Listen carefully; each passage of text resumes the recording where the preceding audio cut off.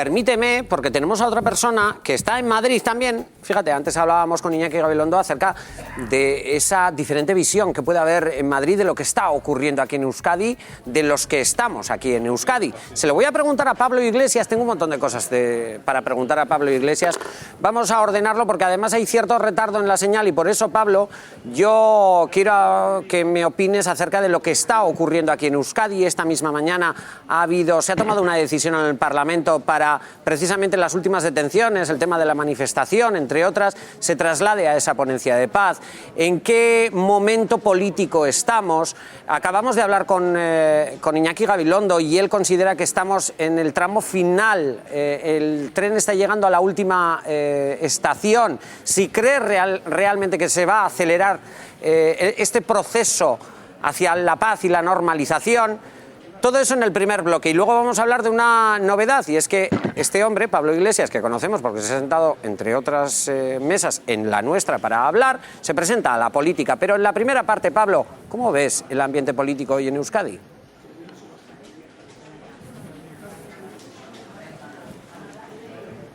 Buenas tardes, Claudio, y buenas tardes a toda la gente que está en la mesa y a los espectadores de TV. Bueno, yo creo que el sábado vimos algo muy importante, que ningún analista político serio puede dejar de tomar en consideración. Una de las manifestaciones más importantes en la historia del País Vasco, convocada finalmente por las dos organizaciones políticas que tienen más votos en Euskadi y por las organizaciones sindicales que representan a más trabajadores, pidiendo específicamente una serie de medidas que tienen que ver con la política penitenciaria. Después de ver algo así, yo como español me gustaría que mi gobierno tuviera altura de Estado y que no pensara en el corto plazo. La gente que entiende de fútbol dice que lo que diferencia a un buen futbolista de uno mediocre es la capacidad de levantar la cabeza y tener visión de juego. Por eso dicen que Xavi Alonso es tan bueno o que Xavi es un fuera de serie, por esa visión de juego que tiene. Entonces yo creo que ahora al gobierno español le tocaría no pensar en el corto plazo y pensar en algo que yo creo que desean todos los vascos y que deseamos todos los españoles, que es un futuro de paz y de sentido común. Pero tengo la impresión también de que, como en la llamada transición española, hay un búnker que representa a una minoría y que es capaz de dictar las políticas del gobierno. Ese búnker fue el que impuso una decisión. Discúlpame que se me va el pinganillo y no se escuchó bien.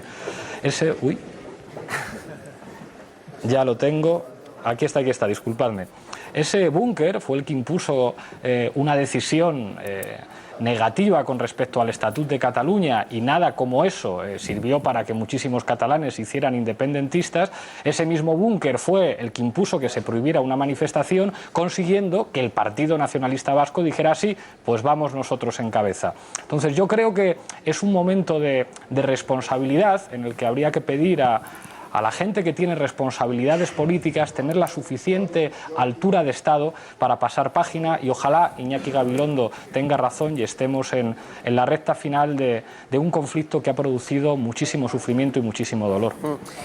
Pablo, novedad. Bueno, novedad. El hecho es que tú te presentas a la carrera política, como se suele decir. Has anunciado hace 2 días que vas a ser cabeza de lista de una candidatura, si así se crea, cara a los próximos comicios europeos. La primera pregunta que se me vino a la cabeza al saberlo, Pablo, es ¿por qué? ¿Por qué lo haces?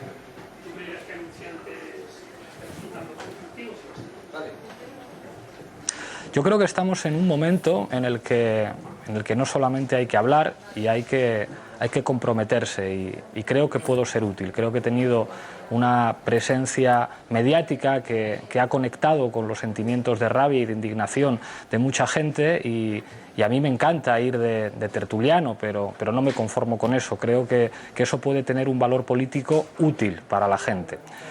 En segundo lugar, voy a intentar presentarme, pero lo primero es el apoyo de la gente. Si no hay al menos 50.000 personas que nos digan específicamente al movimiento que vamos a lanzar el viernes en una rueda de prensa en Madrid, queremos que encabeces, no tendría ningún sentido. Me retiro si no hay 50.000 personas que específicamente me den su apoyo. Plantearía otra condición. Me gustaría llevar a cabo con mis compañeros un proceso de unidad, un proceso de confluencia. Yo no quiero que seamos un partido más, no quiero que seamos una lista más. Me gustaría que pudiésemos confluir todos los sectores que hemos estado enfrentándonos a las políticas de austeridad y a esos que están robando la democracia a los ciudadanos. Y por último, nosotros queremos proponer un método. Queremos que el candidato y la gente que esté en una lista lo debería poder elegir la gente. En ese sentido, yo estaré encantado de participar con otras personas, con otra gente que quieran ser candidatos y que nos sometamos a lo que digan los ciudadanos. Yo creo que no estamos en un tiempo en el que las decisiones se tengan que tomar en los despachos o en complejos procesos internos. Creo que, aunque eso es respetable y cada uno en su organización tiene derecho a tomar las decisiones como quiera, creo que muchísima gente, y en particular muchos militantes, agradecerían una manera de elegir a los candidatos que diera la palabra a la gente. Creo que estamos en momentos de excepción en los que el método, el hacer las cosas con otro estilo, en no parecernos en nada a una casta que gobierna y que no tiene nada que ver con la gente normal, es algo que puede ser muy valorado, y yo humildemente lo quiero intentar. Y el viernes, en una rueda de prensa en Madrid, en el Teatro del Barrio, a las 10, presentaré a mi equipo, a la gente que me va a acompañar, y lanzaré esta iniciativa. Si la gente quiere que lo hagamos, si la gente quiere que busquemos esa unidad, pues para mí será un honor intentarlo. Insistían que esto era una cuestión de Estado. Estamos en un contexto en el que a ETA, mientras exista, la Guardia Civil y la policía la va a perseguir. Y sin embargo, hace un año, Felipe González decía: pude volar a la cúpula en Vidar, en una entrevista en El País, y nadie le va a perseguir por decir aquello. Todos los gobiernos de este país, con Aznar, con Zapatero y con González, han negociado con ETA. ¿Qué es lo que implica en este contexto en el que el derecho penal se ha aplicado sobre unos, y no solamente de manera regular? Es decir, se han aplicado con leyes de excepción, lo que significa la doctrina Parot, lo que significa la dispersión, y sobre otros no tanto. Pues entonces acabo ya. La responsabilidad de Estado en este momento implica que todos hagan gestos a favor de la paz, implica también hablar de política penitenciaria, porque la política penitenciaria es el instrumento fundamental. Pablo, ¿cuál es? Yo creo que lo están diciendo. O sea, ver a un alcalde de la izquierda Abertzale hacer una declaración como esa. Que el alcalde no es de ETA, pero si parece que están pidiendo permiso para entregar las armas. En este momento está diciendo: quiero entregar las armas, y el gobierno se hace el sordo. Hombre, claro. Los procesos como estos se solucionan al final negociando y con gestos. Y en este país todos los gobiernos han puesto a sus hombres a sentarse en la misma mesa que ETA, como estamos tú y yo ahora, hablando de política. ¿Y qué es lo que implica en este momento avanzar hacia la paz? Que el gobierno haga algún gesto.